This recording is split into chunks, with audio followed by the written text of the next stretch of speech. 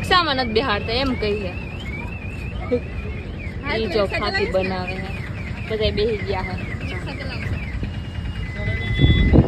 કેમ આમ આવે. હા હવે બરાબર. ફાકી જ્યાં હોય ત્યાં ફાકી તો હારે જ હોય. હાલો આપણે જઈએ.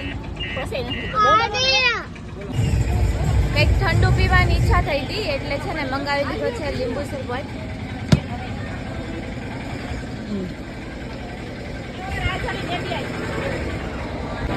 ચાલો લીંબુ શરબત પીવા માટે જવાનું છે દર્શન કરવા માટે અંદર મુખ્ય મંદિર બેટ દ્વારકા. અંદર તો ફોન અલાઉડ નથી એટલે તમને બહારથી બતાવી દઉં.